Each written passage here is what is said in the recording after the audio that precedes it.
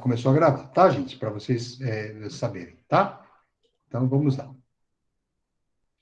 Bom, como eu dizia a vocês, né, a psicologia social, assim como a psicologia de maneira geral, ela é composta por diversas teorias, tá? Diversas abordagens, né?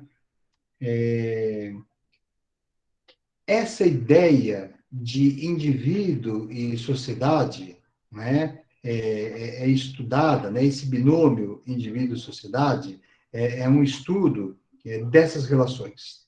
E vocês vão notar que existem vertentes que vão discutir essa relação do indivíduo com a sociedade de uma maneira muito diferente.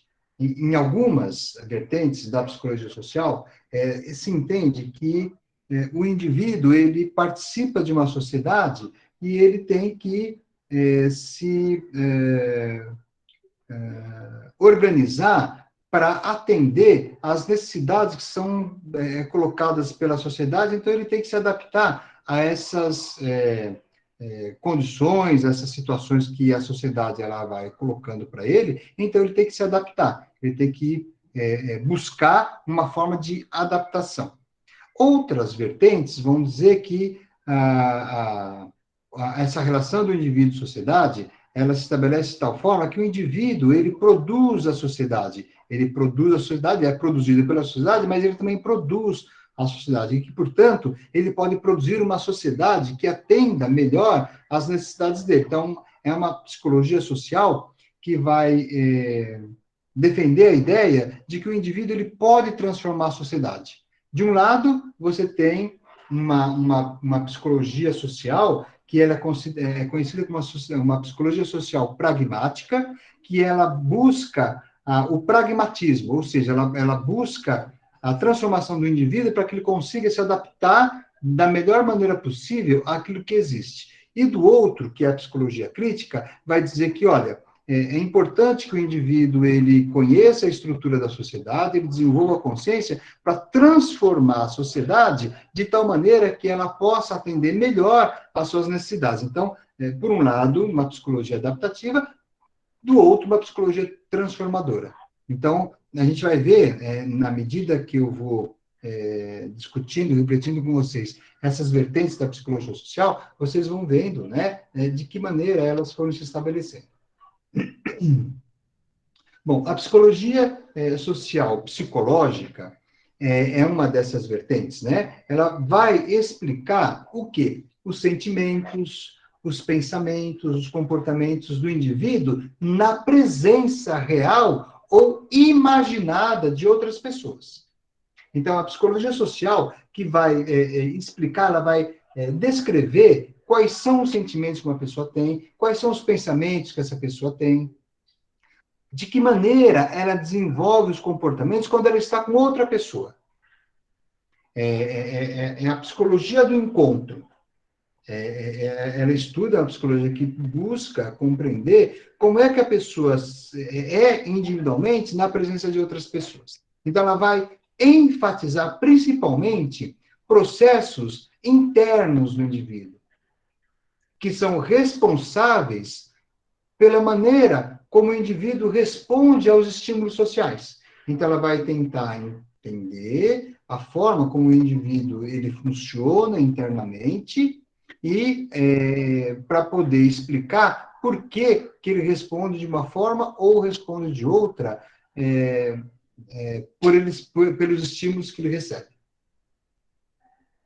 Já a psicologia social sociológica, tá? Uma psicologia social psicológica, a outra psicologia social sociológica. Ela vai ter como objetivo de estudo principal a experiência social que o indivíduo adquire, tá? A partir da sua participação nos diversos grupos sociais.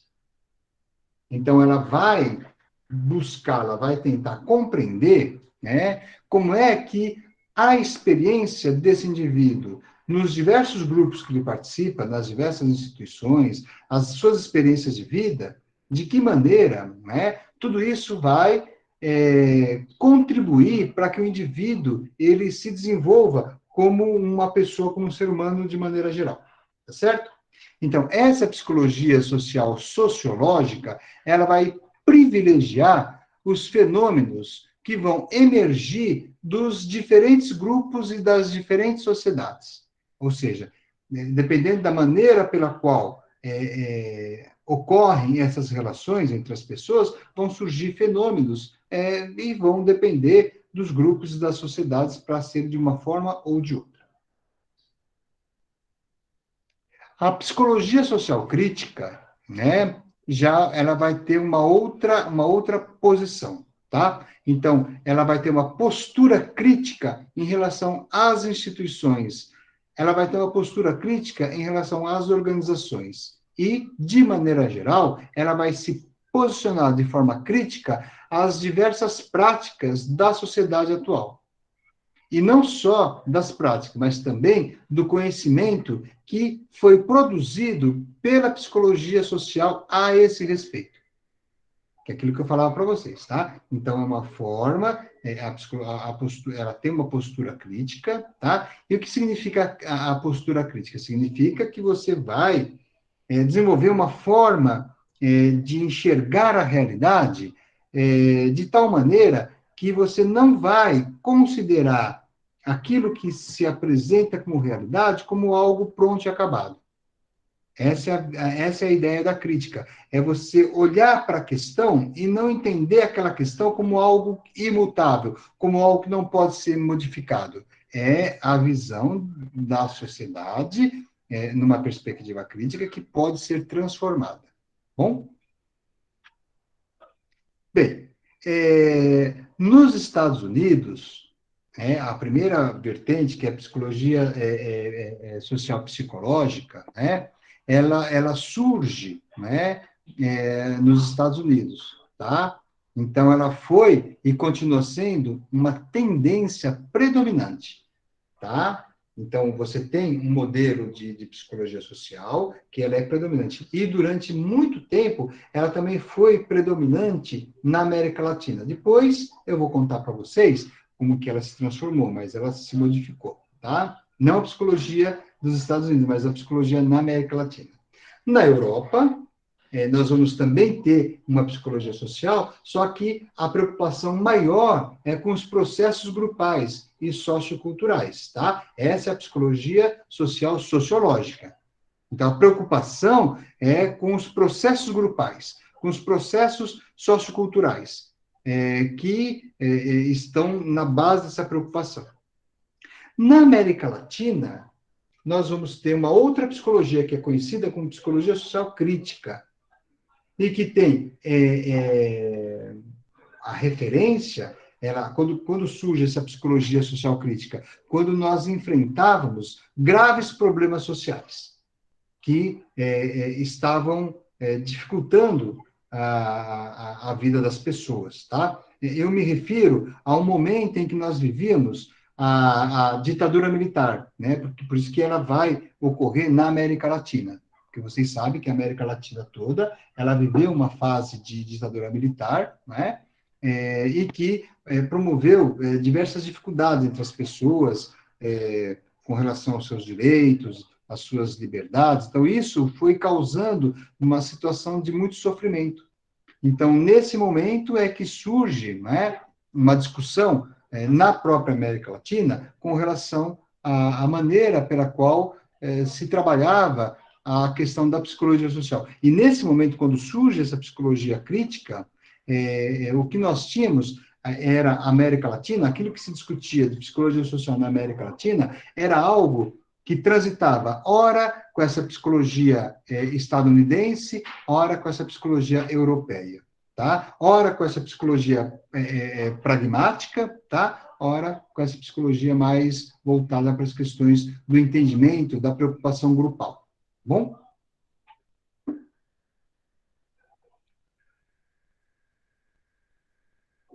Bem, o modelo de pesquisa-ação orientado para a comunidade e para o estudo dos grupos foi sendo paulatinamente abandonado e substituído pela investigação de fenômenos e processos eminentemente intraindividuais de natureza cognitiva, tá? Então, essa psicologia social estadunidense, ela deixou, né, de trabalhar numa perspectiva, né, do modelo de pesquisação, e ela foi cada vez mais se transformando, né, numa psicologia que buscava entender como é que a pessoa funcionava internamente. Como se ela quisesse explicar a maneira pela qual o indivíduo, de maneira isolada, ele reagia frente aos estímulos que ele recebia do meio de maneira geral. Por isso, daí a ideia, né, de um processo eminentemente intraindividual, de natureza cognitiva.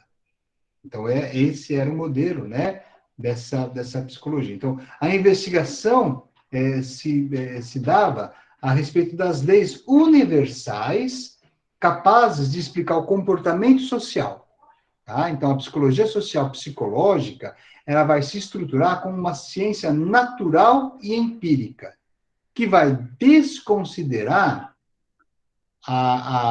o papel, a importância que as estruturas sociais e os sistemas culturais exercem sobre o indivíduo. E aqui eu quero abrir um parênteses para poder refletir com vocês, tá? A importância de entender o que significa isso.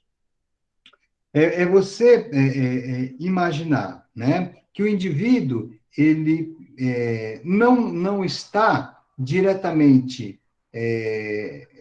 influenciado por todo esse conjunto de elementos que existem na sociedade e que, no final das contas, vão produzir a forma como o indivíduo pensa, a forma como o indivíduo entende as coisas.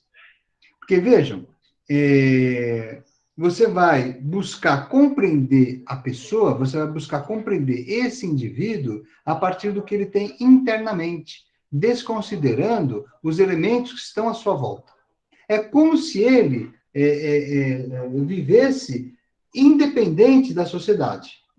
Por isso que logo no começo da aula eu disse a vocês que a ideia era um pouco essa, né? A ideia de que a sociedade ela existe, tá certo? Ela possui as suas regras, ela possui o seu jeitão, as suas instituições, e o indivíduo ele precisa se adaptar a isso que existe. Então, a ideia dessa psicologia é uma ideia assim. Por isso que ele vai desconsiderar a força que essas estruturas sociais, né, elas exercem sobre o indivíduo. Tá? É como se o indivíduo ele vivesse independente do que está acontecendo na sociedade. E essa visão de psicologia social, ela é muito recorrente. Então, aquela ideia do indivíduo, ele imaginar que se ele quiser, ele pode conseguir ser livre, se ele quiser, ele pode conseguir fazer as coisas que não é bem dessa ideia de psicologia, tá? Por isso que ela não é uma psicologia crítica, tá bom? Então, é nesse sentido que você vai pensar na ideia da cognição social, né? Que seria o quê? Seria uma sub-área dessa psicologia, que ela seria responsável por explicar os modos pelos quais as pessoas elas pensam sobre si mesmas e sobre as coisas, de que maneira elas formam impressões acerca das outras pessoas ou os grupos sociais, e vão explicar comportamentos e eventos. Então, essa ideia da cognição social, ela vai trabalhar, primeiro, né? Ela vai dizer que o indivíduo, ele vai, na medida que ele vai conhecendo as coisas, ele vai formando impressões. Ele vai formando impressões, e essas impressões elas vão virando meio que uma percepção social. Das coisas, das pessoas, dos grupos, tá? E eles vão explicar esses comportamentos a partir dessa visão da cognição social. Então, a maneira como a pessoa pensa sobre si mesma e a maneira como a pessoa pensa sobre as coisas. Isso vão produzindo impressões acerca das pessoas, dos grupos. e essas impressões é que iriam explicar a maneira como essa pessoa ela age, como essa pessoa reage. Ok? Professor, Pois não? só ficou uma, assim, quando o senhor diz, porque assim, é difícil da gente imaginar uma situação dessa, assim, né, de você conseguir isolar esse sujeito dessa influência da sociedade, né? Quando você diz que é analisado a impressão, é aquilo que ele sente sobre a sociedade, sobre o grupo, sem que isso tenha influenciado nele. Seria isso? Isso. Aliás, eu não estou vendo. Quem que está falando? Oi, professora Fabiana. Oi, Fabiana. Muito boa essa sua questão que você levanta, né? Me deu a oportunidade de dar um exemplo para vocês, tá? E vocês vão. Esse exemplo que eu vou dar para vocês vai ajudar vocês a entender o quanto que esse modelo de psicologia social ele ainda é vigente e o quanto que ele impacta a nossa maneira de ser e existir. Imagina só, né? Você trabalha, tá certo? Num local, numa empresa, num negócio, numa empresa, tá? Você trabalha numa empresa. E aí, você tem um filho, tá? E o seu filho passou muito mal à noite, tá? Ele passou muito mal à noite. E aí, você passa a noite toda levando ele no médico, coisa e tal, tá? Aí você arruma uma pessoa para ficar com ele em casa, uma pessoa da família, a mãe, a sogra, enfim, né? E você vai trabalhar, porque no outro dia você tem que trabalhar, tá certo? Você vai trabalhar. Aí você chega lá e você não tem o rendimento. Veja, você já está preocupada com o seu filho que ficou em casa, né? Você já está, você não dormiu à noite, tá? Aí você chega lá, você não consegue dar conta do trabalho direito. E aí você tenta explicar, aí a pessoa que está na chefia fala assim, mas você não pode misturar as coisas de casa com o trabalho. Coisa de casa é coisa de casa, coisa de trabalho é coisa de trabalho. Entendeu? Então, quer dizer, é como se você, é como se as coisas que estão acontecendo com você não tivessem nada a ver com a sociedade, né? Com o seu momento de vida que você está vivendo, tá? É como se aquilo tudo não importasse, né? Outro exemplo que eu posso dar para você, né? Você já deve ter visto, ouvido, se deparado com a situação em que você vai numa loja, né, comprar determinada coisa e você não está muito bem vestida, tá? Então, você não está muito bem vestida, aí a pessoa não te atende bem. E você sabe que se você for lá com uma outra roupa, a pessoa vai te atender melhor. Vocês já ouviram falar disso? E talvez vocês já passaram por isso. Sim. Bom, numa perspectiva de psicologia social pragmática, a ideia é a seguinte: olha, se veste direito, vai lá e você vai ser bem entendida. Numa outra perspectiva, fala, não, peraí, né? O que tem a ver a sua vestimenta com o fato de você ser bem atendido ou não? Entendeu? Quer dizer, por um lado, né, quer dizer, é a impressão que a pessoa tem. O outro, do outro lado, vai ter uma impressão de você, dependendo da maneira como você se veste. Entendeu?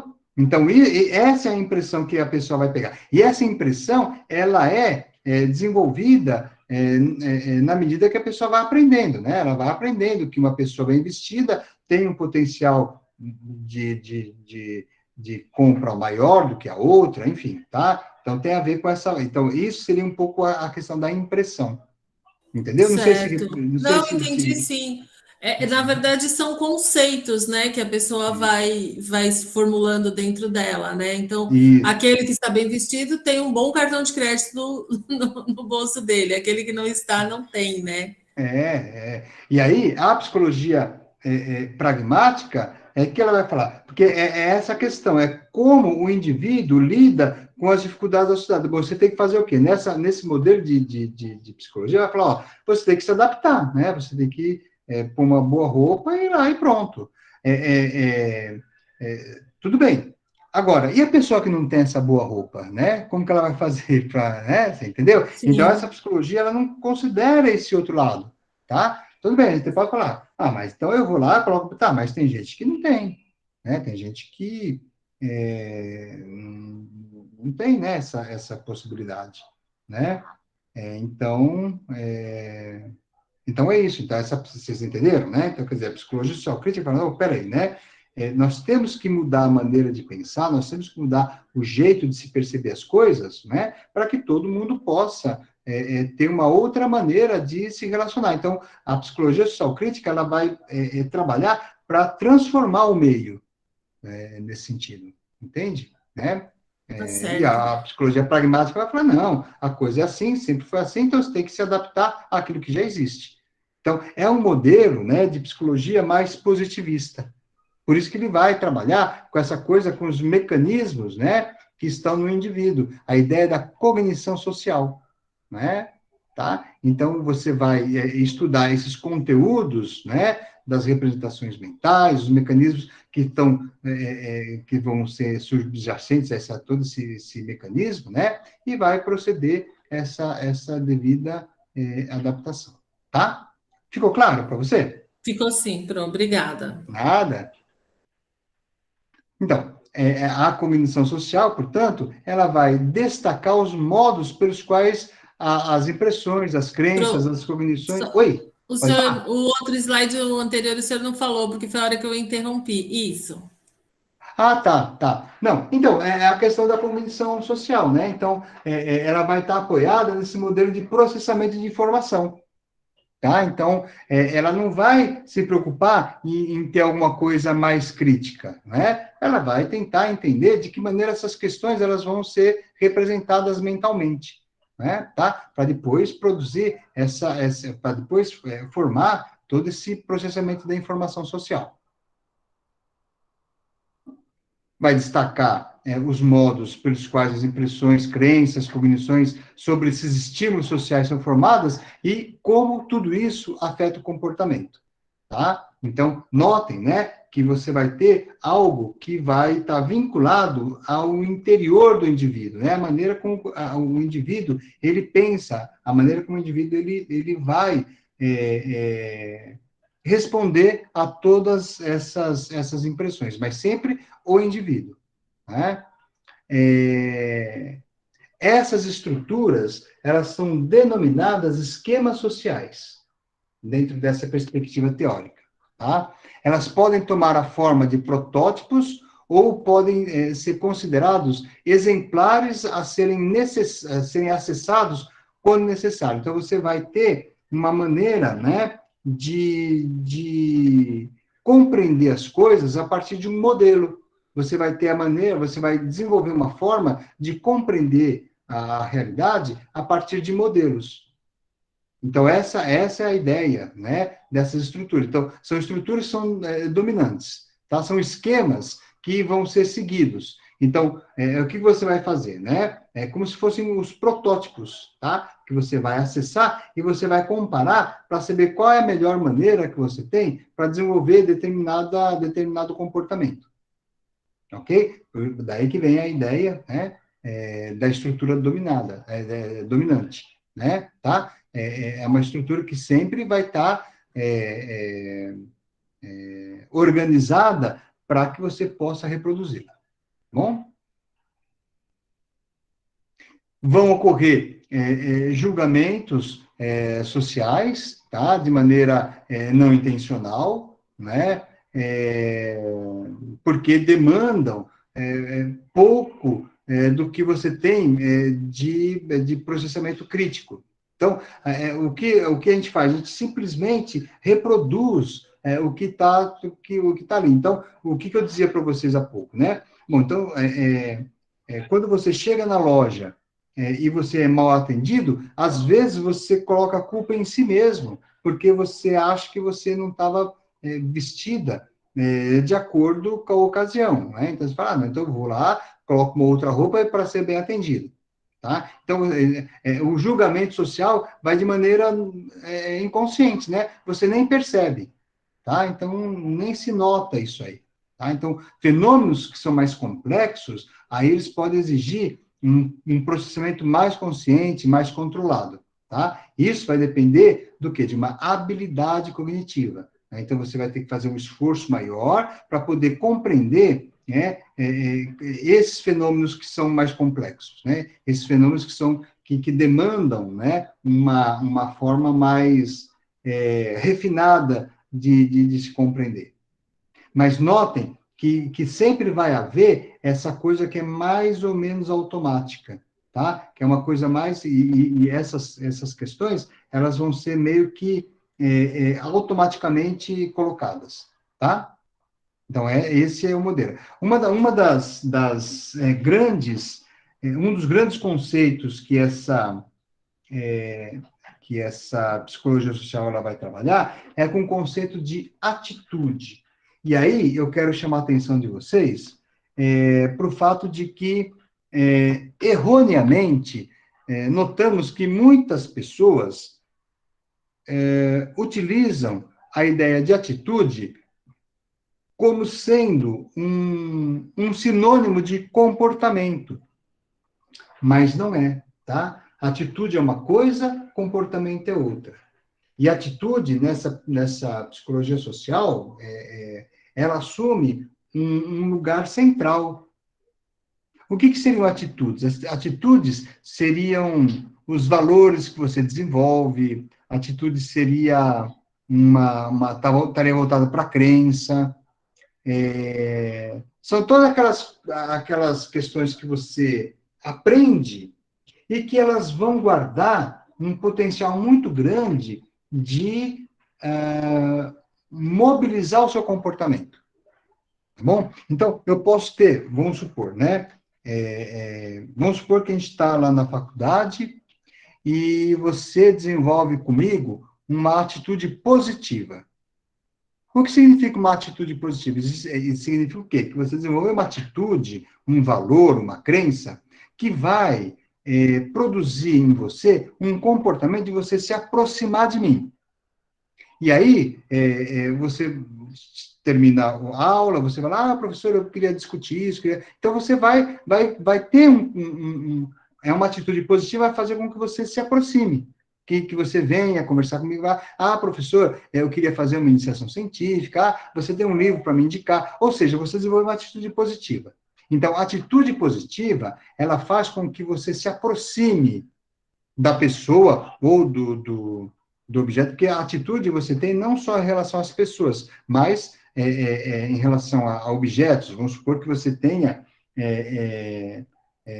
você ouviu falar que tem um livro de um autor que você gosta, então você gosta de um determinado autor, tá? Vamos supor, eu gosto muito do Machado de Assis, certo? Então, você tem você desenvolveu uma atitude e você tem o livro na sua frente, do Machado de Assis, a sua atitude vai motivar o seu comportamento para se direcionar ao livro e ler aquele livro, tá? Então, atitude positiva.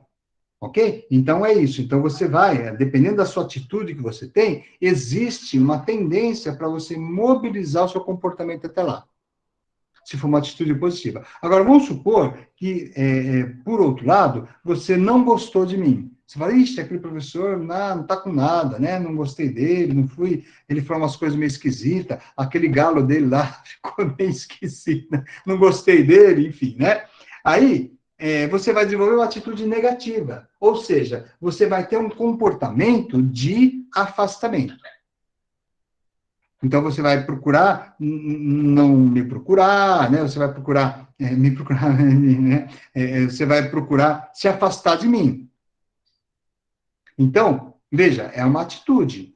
Atitude, o seu comportamento de se aproximar ou de se afastar vai depender da atitude que você desenvolve. A mesma coisa do livro. Vamos supor que você não suporte Machado de Assis. Você fala, não, eu não gosto. A hora que você vê um livro, você fala, ixi, eu não quero nem ver isso. Aí você se afasta. Então, a atitude vai gerar esse comportamento.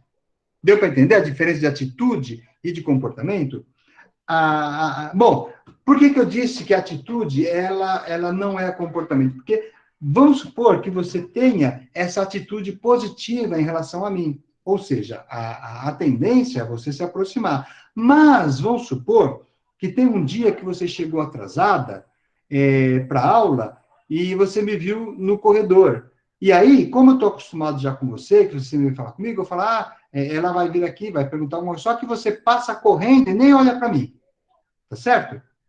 Por quê? Porque você chegou atrasado e você tinha uma prova. E a sua preocupação era na prova, então você não conseguia enxergar mais nada. Então você chegou, você foi direto para a sua sala, não é? E nem falou comigo.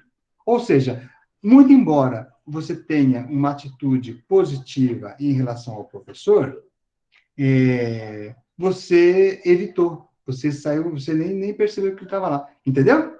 Então, veja, a atitude, ela pode predizer o comportamento, mas ela não garante que o comportamento vai ser. Você entendeu a diferença da atitude para comportamento?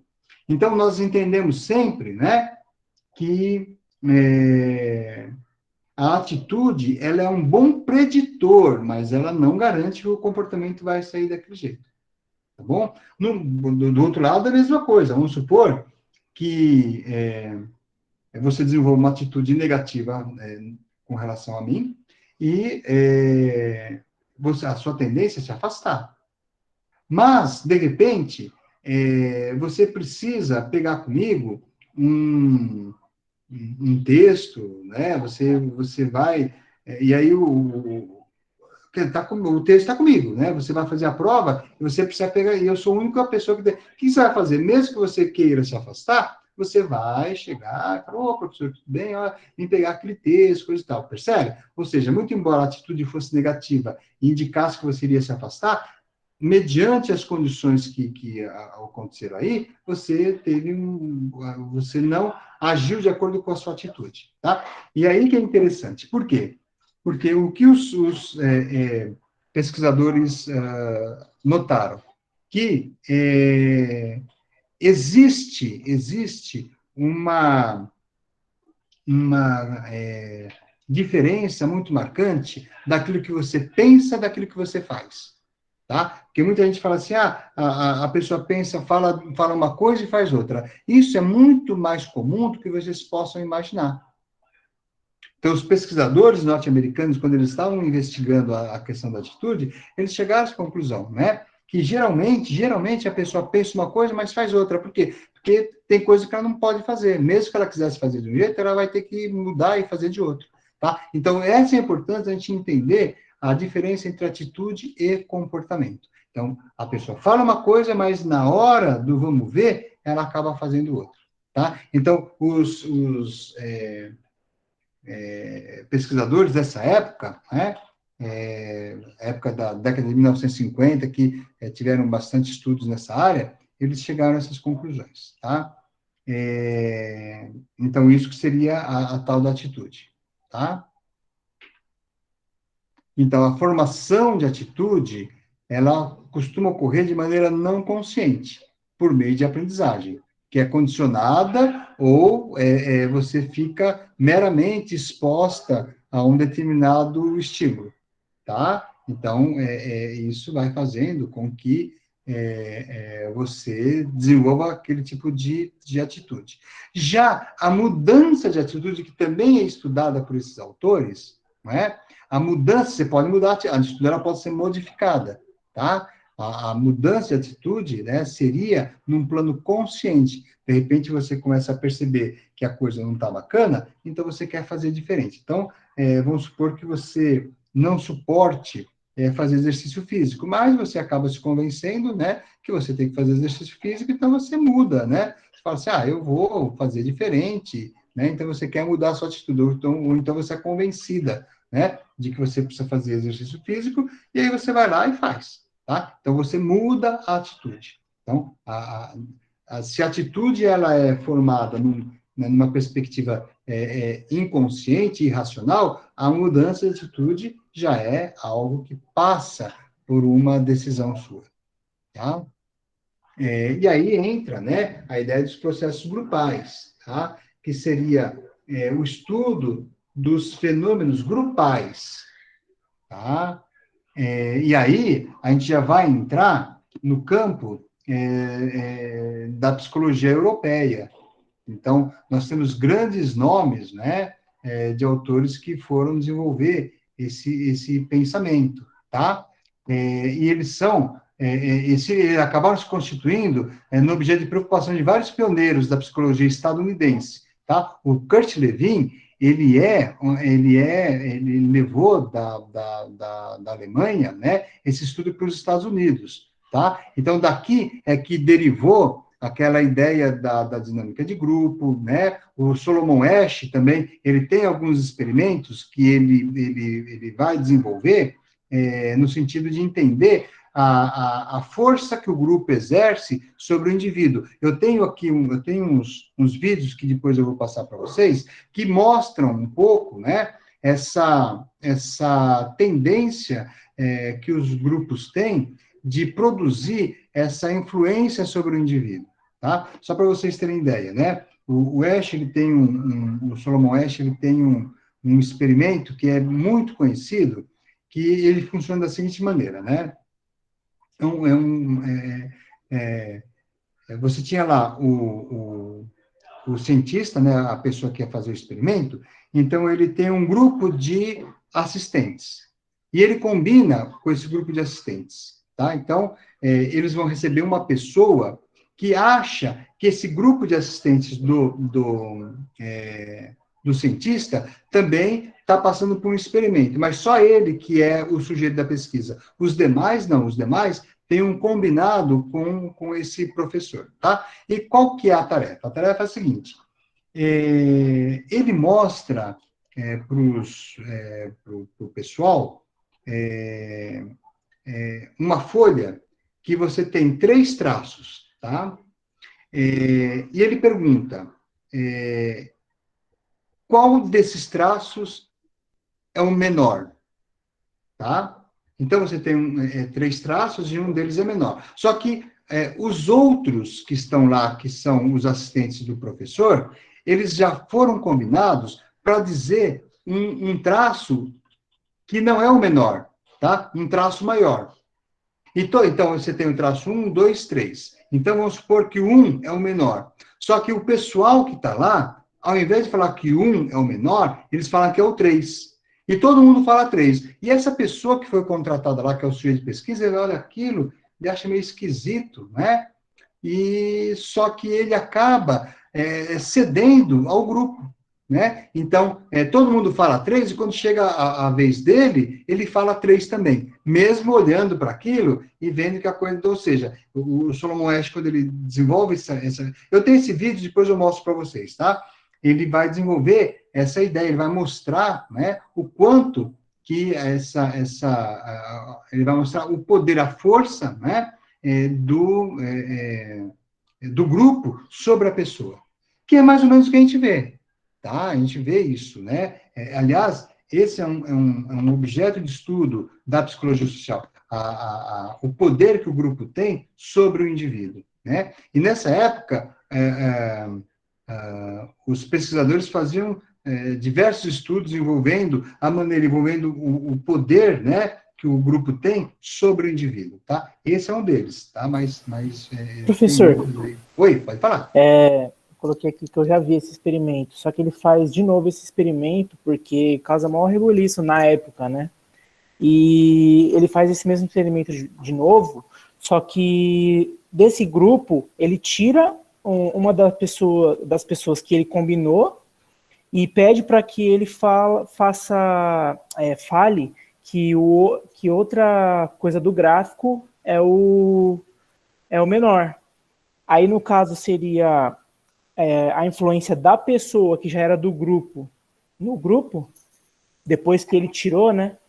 Porque ele pega aquele grupo, faz tudo que ele tinha feito antes, só que uma pessoa do grupo ele tira e pede que fale outra coisa.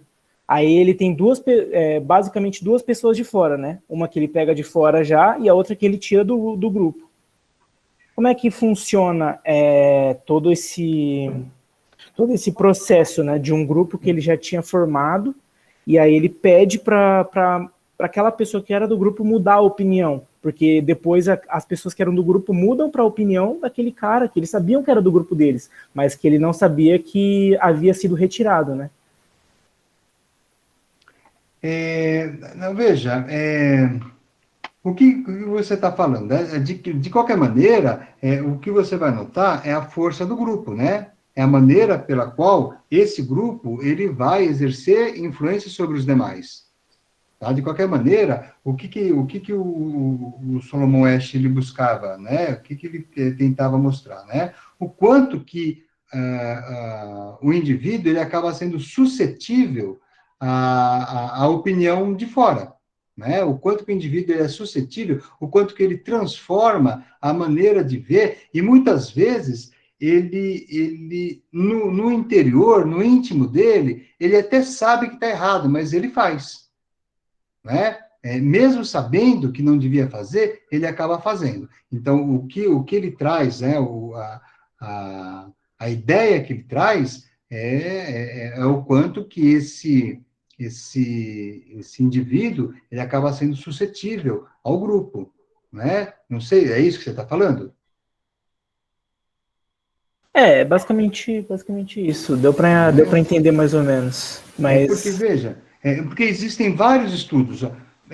Hoje não se faz mais, né? Porque mas o pessoal fazia coisas assim bastante complicadas, né?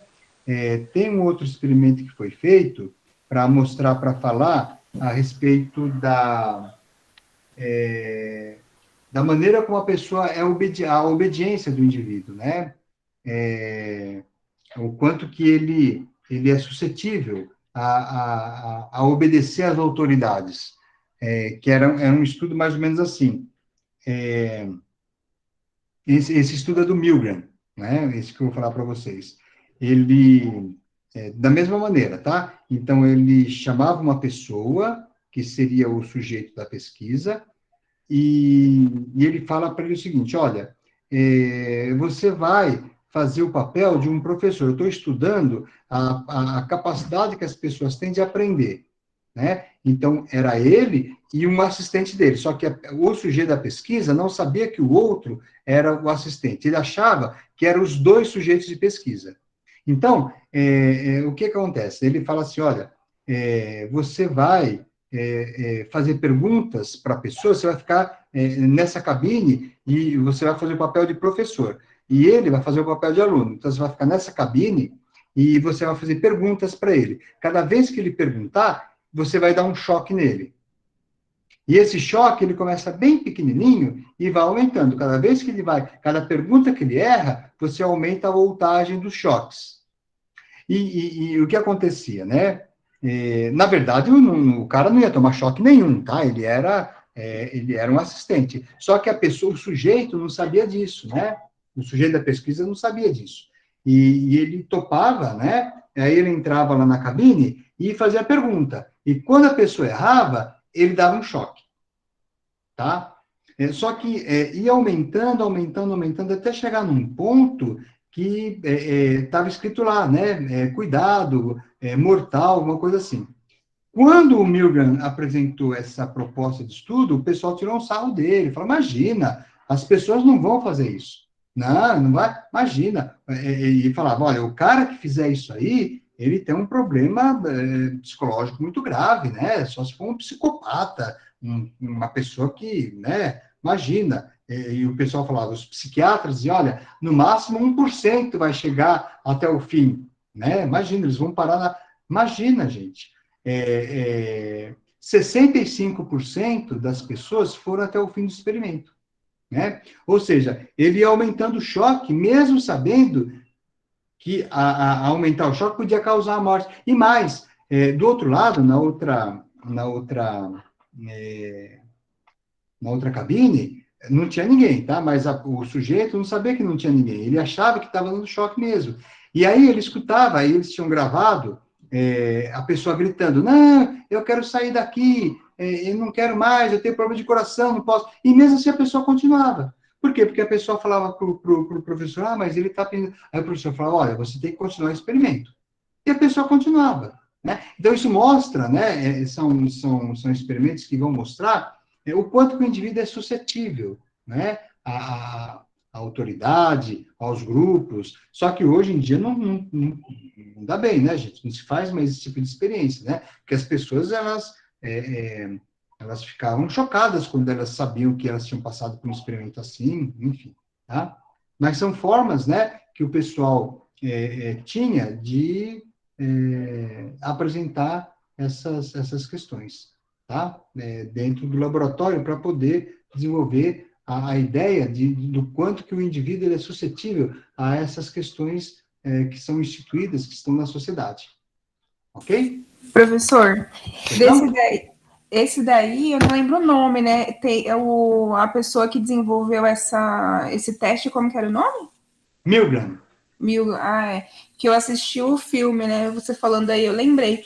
Mas uma coisa que eu lembro que relaciona muito as questões, assim, de guerra, né? Porque as pessoas falam assim, ninguém, você não faria isso, são coisas muito absurdas. Mas aí, eu lembro que uma coisa que eu fiquei bem chocada é o tipo que eles pegaram pessoas mais aleatórias, assim, sabe? Uma mãe de família, uma pessoa jovem, outra mais velha, e quase todo mundo, você falou, a porcentagem é gigantesca. E as pessoas achavam incrível, assim, né, que eles representam, né?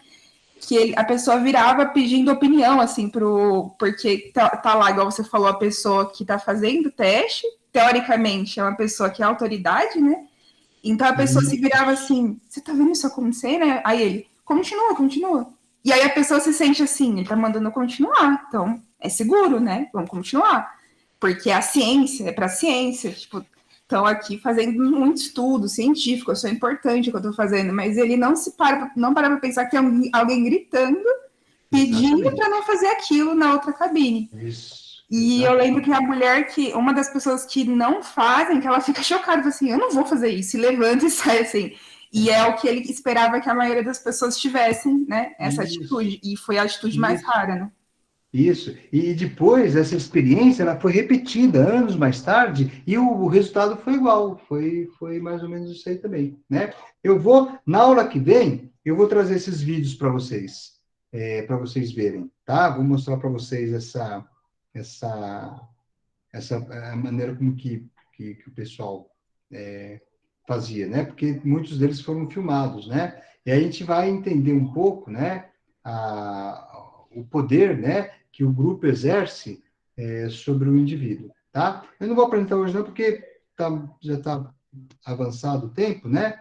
E a gente, né? Eu queria dar continuidade aqui para a exposição de vocês, tá? Mas aí, na semana que vem, eu mostro os vídeos para vocês, tá? Logo no começo, para vocês poderem ver, né? Que eram experimentos mesmo, que o pessoal lá da psicologia social, eles desenvolveram, eles faziam, tá?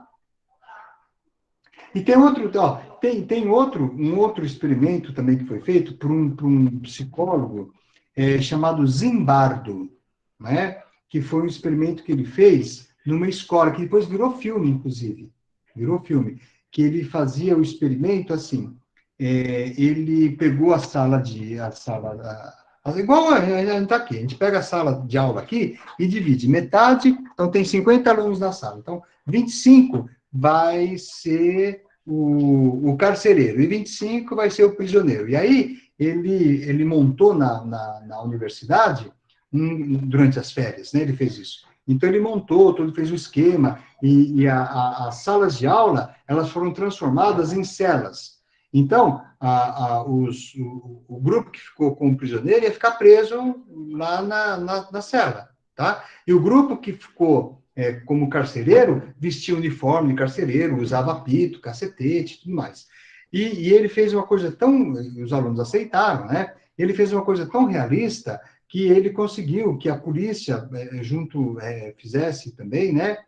Parte do experimento, e sem querer, sem saber, né? A polícia apareceu na casa da pessoa, era para o experimento começar no outro dia, mas para dar aquele suspense, aquela coisa, ele foi antes, então, para o carro de polícia lá, prendeu, os vizinhos olhavam, não entendiam nada, né? Levou, e chegou lá e começou a estabelecer a situação mesmo, de prisão. E aí, o que aconteceu? O pessoal começou a entrar no papel.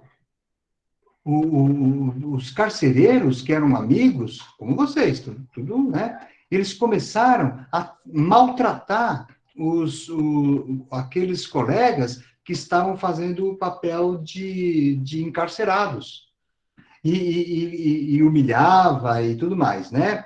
E e a experiência que era programada para durar algumas semanas, o Zimbardo, ele cancelou, porque a coisa começou a sair do controle.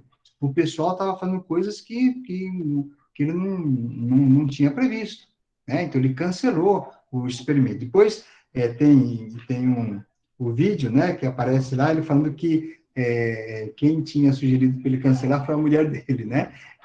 Porque a pessoa, ela fica envolvida. Vocês devem ter assistido também aquele A Onda, né? Que é mais ou menos a Onda, aquele filme, A Onda, retrata um pouco essa coisa, né? De como que as pessoas vão sendo envolvidas, né? E elas não se dão conta, tá? Então, isso aí é um experimento, e tem um filme, né? Que conta essa experiência aí também, tá? Isso tudo eram os experimentos que eram feitos pelos psicólogos sociais que estavam lá nos Estados Unidos fazendo esse estudo, tentando compreender esses fenômenos, tá? Então é isso aí.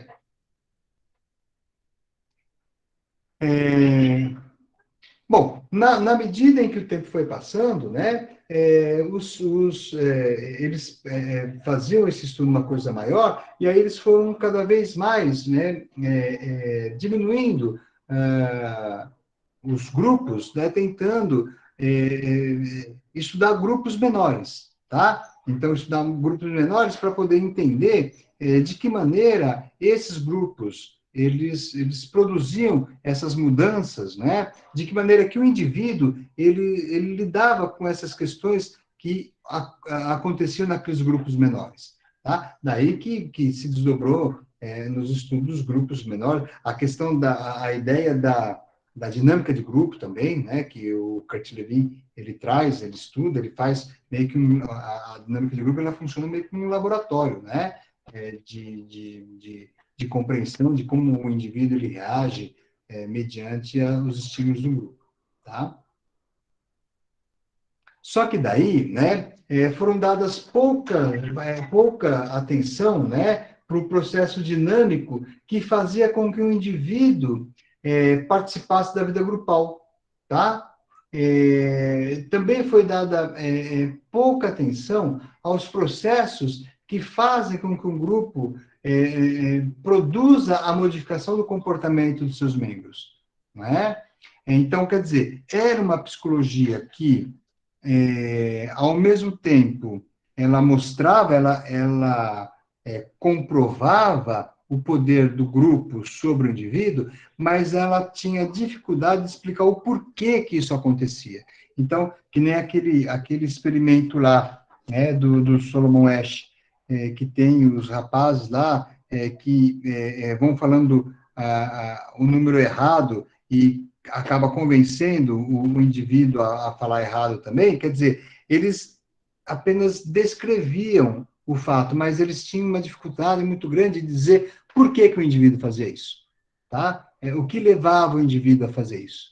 Então, era uma psicologia mais descritiva, ela descrevia, né, o que acontecia com o indivíduo quando ele estava submetido ao grupo, mas ela tinha uma dificuldade de explicar o porquê que aquilo acontecia, tá?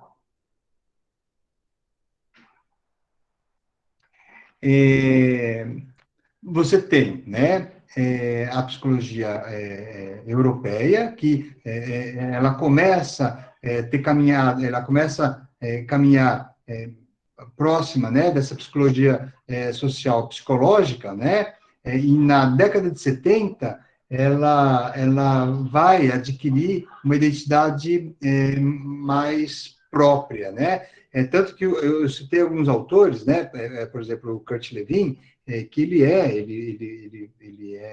alemão, e depois ele vai para os Estados Unidos, fica radicado lá e desenvolve todo isso. Então, ele acaba absorvendo uma boa parte daquele modelo da psicologia social psicológica, tá? Só que daí, eles começam a se separar, né, dessa psicologia social e começam a adquirir uma outra identidade, né?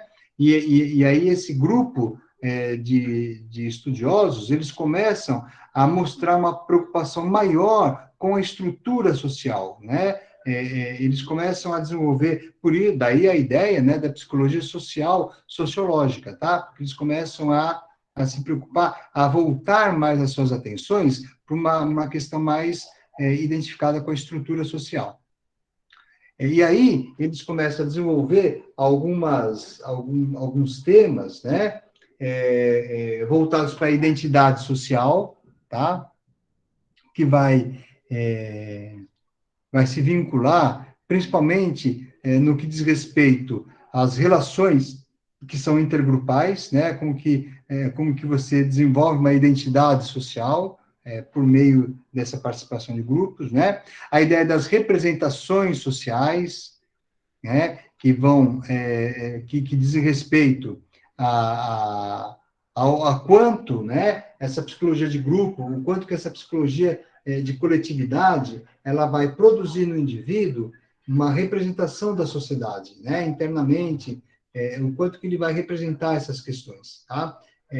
Então, notem, né, que isso tem a ver com uma questão mais sociológica, tá? A representação social das coisas, tá? Uma identidade social.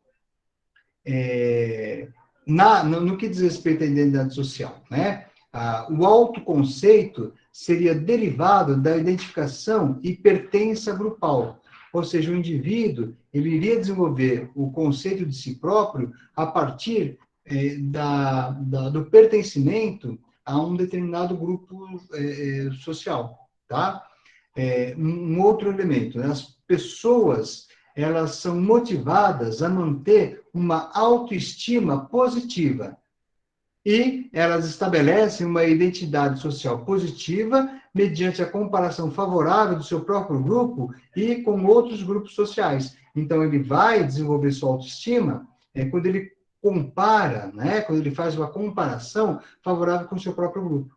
Tá? Então, aquela ideia do indivíduo desenvolver sua autoestima baseado na autoestima dos demais.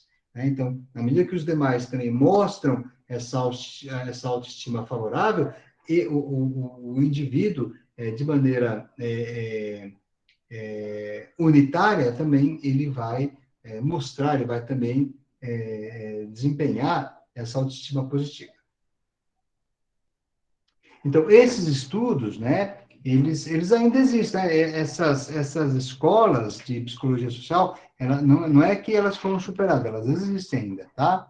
Então, esses estudos, eles vão apontando, né, para o fato de que a identificação com o próprio grupo precisa de ter uma autoestima positiva, tá? E vai encontrar base nessas relações intergrupais.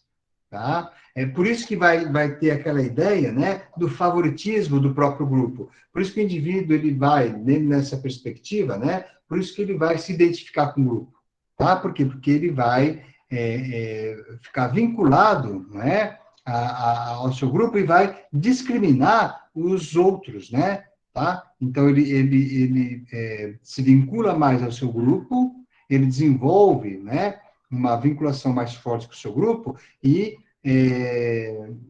portanto, né, vai desenvolver atitudes, né, e vai discriminar com relação aos outros, tá? Com relação aos outros grupos. Então, daí a ideia da identidade social, né? O quanto que o grupo ele vai promover no indivíduo o desenvolvimento dessa identidade que é chamada de identidade social. Já as representações sociais, elas são... tem um autor que ele é muito conhecido nessa área, que é o Moscovici, tá? Então, o Moscovici, ele vai falar das representações sociais, que vão englobar conceitos, imagens, explicações, que vão derivar dessa interação, dessa comunicação entre as pessoas. Então, por exemplo, a gente pode pensar na família como uma representação social. A família, ela tem... Então, o indivíduo vai ter uma representação social do que significa família. Ele vai ter uma representação social do que significa trabalho. Ele vai ter uma representação social do que significa escola, tá? Então, essa representação social, ela vai, com o passar do tempo, vai se modificando, à medida que outros significados, eles vão sendo acrescentados a essa realidade. Então, as representações sociais, elas são internas, né? A pessoa internamente ela recebe, né? Só que isso vai sendo modificado na medida em que outras possibilidades, outras questões, elas vão acontecendo na vida da pessoa. Nesse sentido, qual seria a função das representações sociais? É dar um sentido para aquilo que é desconhecido, tá? É uma forma de você saber lidar com o desconhecido, tá? É uma forma de você transformar aquilo que você não tem muita familiaridade com algo mais familiar, tá? Então, você vai aproximando, né? Aquilo que você não conhece de algo que você já tem como representação social, como é o exemplo que eu dei para vocês da família. Então, você tem uma representação social de família, e aí você vai tentando localizar uma forma de relacionamento de um determinado grupo com aquela ideia de família que você tem, tá? Aí a ideia é da ancoragem, né? Então, você vai inserir um fenômeno não familiar em uma rede de categorias que mais se aproximam, né, com aquilo que você tá querendo identificar, para você poder interpretar. Então, você tem uma imagem, né? Você tem uma representação social de família, e aí você vê um grupo de pessoas numa outra sociedade que interagem. Então, você vai tentar entender aquele grupo de pessoas como se fosse uma família, né? Por quê? Porque você já tem a sua representação social, né? Internalizada. E outro processo seria a objetivação, que seria a transformação daquilo que é abstrato em alguma coisa que possa ser mais concreta, né? Em algo que possa ser tocado, ainda que seja simbolicamente, né? Tá? Ainda que seja uma coisa que faça sentido para você. Daí a ideia da objetificação, né? Objetivação, é você transformar algo, né, que é abstrato, em algo mais objetivo, algo palpável, tá? E aí, né, entra a outra vertente, que é a psicologia social latino-americana, tá? Então, como eu disse a vocês, né, os psicólogos, como eles estavam alarmados com as coisas que estavam acontecendo, com os regimes militares que estavam disseminados aí pela América Latina, eles começam a desenvolver uma outra forma de entender. Depois eu vou explicar essa transformação de uma maneira mais detalhada, tá? Mas, de qualquer forma, né, eles começam a defender uma ruptura com essa psicologia social tradicional. Tanto essa psicologia social psicológica, quanto essa psicologia social sociológica. Tá? Então, eles começam a buscar uma psicologia social que tivesse uma relação mais próxima com a América Latina, né, com o lugar que eles vivem, tá? A principal tarefa nesse caso, né, do psicólogo social, deveria ser o quê? Colaborar para que ocorresse a conscientização das pessoas e dos grupos, tá? Isso porque isso seria uma forma de fazer com que eles pudessem desenvolver uma visão crítica a respeito da sua realidade e modificar e transformar essa existência que eles tinham. Então, a ideia era essa, tá? Do psicólogo social, dele poder atuar sobre os indivíduos de tal maneira que os indivíduos pudessem, de repente, se perceber de uma maneira diferente.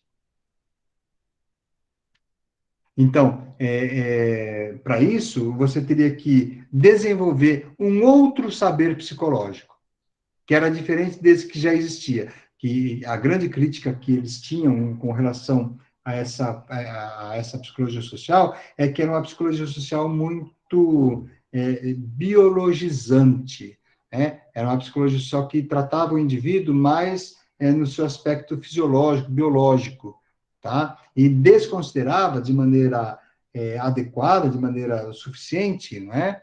A importância da sociedade, né, na constituição psíquica do indivíduo, tá? Então, essa construção teórica, né, na psicologia social, ela deveria surgir, ela deveria emergir dos problemas, dos conflitos que eram vividos por esse pessoal né, que era o oprimido. Então, essa psicologia social, ela surge dessa indignação, da maneira como a psicologia social era trazida, né, para a América Latina e como ela era reproduzida, sem se tomar o devido cuidado de se observar as questões que estão subjacentes, né, à ideologia, as questões que estão subjacentes aos valores, né, e que acabavam não sendo devidamente contextualizada, né? Então, eles se reúnem, né, é o que eu falei para vocês, né? Eles se reúnem em Miami, né, num encontro que teve um encontro muito grande, era um encontro interamericano de psicologia, tá? Então, você tinha o pessoal da América do Sul, o pessoal da América do Norte, e que se juntaram, e aí o pessoal começa, aquela coisa, né, a gente está no Congresso, conversa aqui, conversa ali, então eles começam a perceber que existiam coisas em comum entre eles, e que essas coisas em comum não estavam sendo atendidas com essa psicologia que até então era hegemônica. Então, eles começam a pensar isso em 76. Em 79, eles fazem um outro encontro, e aí eles estabelecem, e aí eles criam, né, uma nova psicologia social, tá?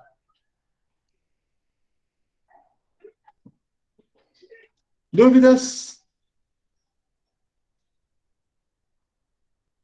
Alguém gostaria de perguntar alguma coisa? Não, professor, eu acho que ficou claro. Eu fiz esse apanhado geral, tá? Porque o que nós vamos nos dedicar ao estudo da psicologia social crítica mesmo, tá? Sócio-histórica, tá? Esse apanhado inicial que eu fiz foi só para vocês terem uma ideia que existem outras formas de psicologia.